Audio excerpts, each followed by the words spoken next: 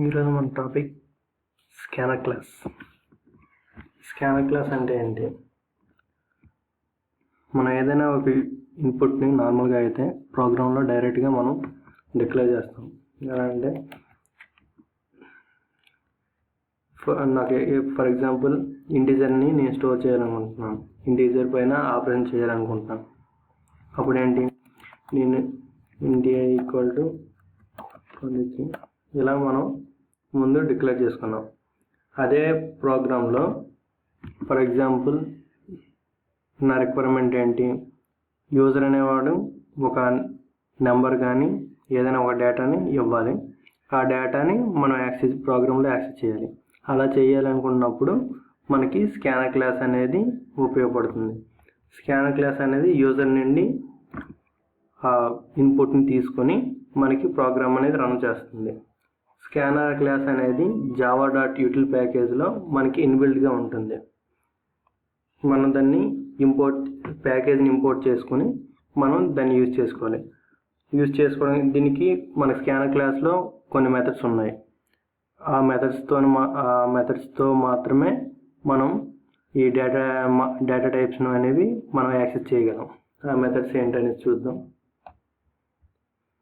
First method అంటే మనం ప్రతిదీ కూడాను నెక్స్ట్ ఇంట్ అయితే నెక్స్ట్ ఇంట్ అని మెథడ్ రాసుకుంటాం. ఇదేంటంటే మనకి నెక్స్ట్ ఇంట్ అంటే యూజర్ నుండి ఆ ఇన్పుట్ అనేది తీసుకుంటుంది. అంటే నెక్స్ట్ నెంబర్ని ఏదైతే ఉందో ఆ నెంబర్ తీసుకుంటుంది. అలాగే ఇంట్కి అయితే నెక్స్ట్ ఇంట్, అలాగే షార్ట్ అయితే నెక్స్ట్ షార్ట్ అని పెట్టుకుంటాం.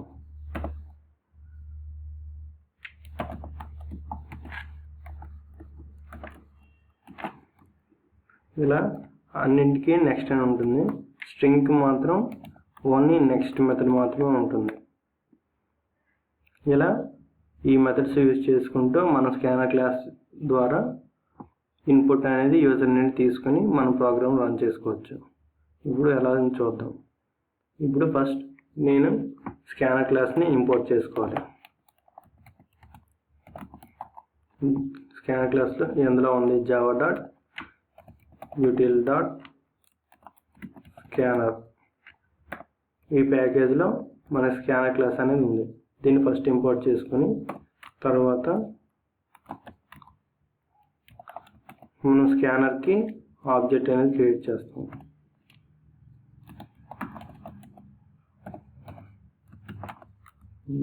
స్కానర్ ఇందులో మనం ఆర్గ్యుమెంట్ అనేది ఇస్తాం. ఈ ఆర్గ్యుమెంట్ యూజ్ చేసుకుంటూనే మనం నెక్స్ట్ ఏదైతే యూజర్ నుండి తీసుకుంటామో అది system.in అనేది రీడ్ చేసి మనకి ప్రోగ్రాంలో ఎగ్జిక్యూట్ అయ్యేలా చేస్తుంది. system.in అనేది ఒక ఇన్పుట్ స్ట్రీమ్ అనమాట. ఇది మనం ఎగ్జిక్యూట్ చేసేటప్పుడు ఆల్రెడీ చెప్పుకున్నట్టు మనకి ఏదైతే యూజర్ ఇన్పుట్ ఇస్తాడో దాన్ని మనకి ఈ system.in అనేది మనకి ప్రింట్ అయ్యేలా చేస్తుంది కీబోర్డ్ ద్వారా. నెక్స్ట్ మనం ఏంటి, ఏదైనా నెంబర్ ప్రింట్ చేయాలనుకున్నాం.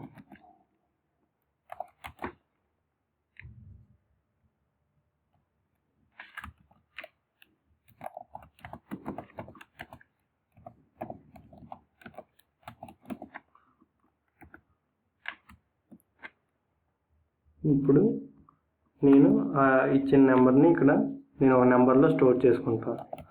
అలా నెంబర్ ఈక్వల్ టు మనకి ఈ రిఫరెన్స్ అనేది యూజ్ చేస్తాం. రిఫరెన్స్ వేరియబుల్ని స్కానర్ డాట్ నెక్స్ట్ ఇంట్ అనేది తీసుకుందాం. ఇప్పుడు ఈ నెంబర్ అనేది ఇంటీజర్ ఈ నెంబర్లో స్టోర్ అవుతుంది. ఏదైతే యూజర్ ఇస్తాడో ఆ యూజర్ ఇచ్చిన నెంబర్ మనకి ఈ నెంబర్లో స్టోర్ చేసుకుంటుంది. ఇప్పుడు నేను దీన్ని ప్రింట్ చేస్తే మనకి యూజర్ గివెన్ నెంబర్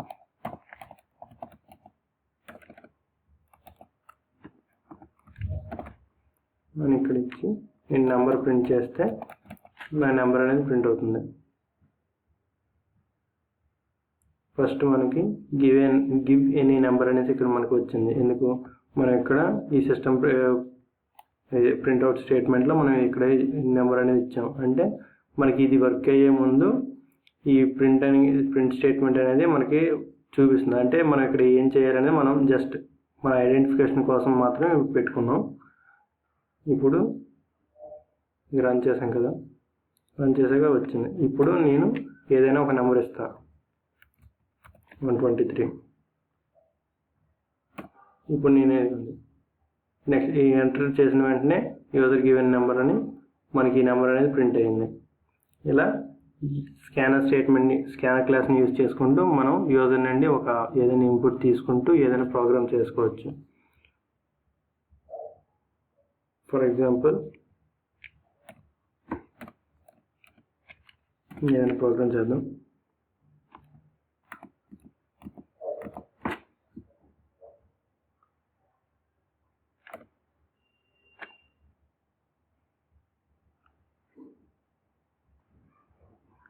యూజర్ ఇచ్చిన నెంబరు మనకి ఈవెన్ నెంబర్ ఆడ్ నెంబర్ అనేది మనం ఇప్పుడు చూద్దాం. For example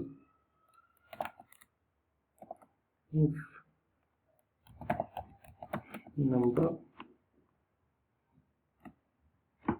modulus 2 equal to 0 అయితే మనకి ఈవెన్ నెంబర్ ఆ number.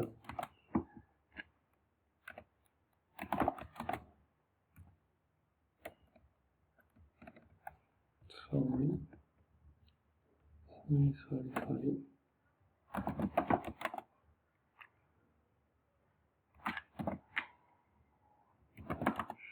The given number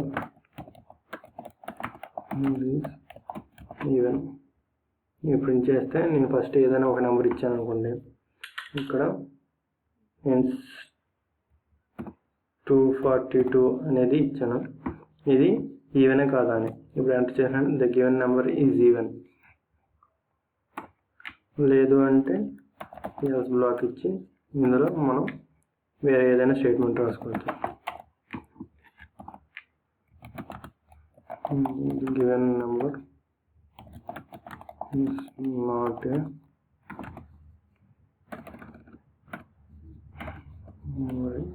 odd number అని ఇస్తే మనకి ఏదైనా నెంబర్ ఇచ్చిన వెంటనే ఇప్పుడు నేను ఏదో ఒక నెంబర్ ఇస్తాను. For example 2 3 4 1.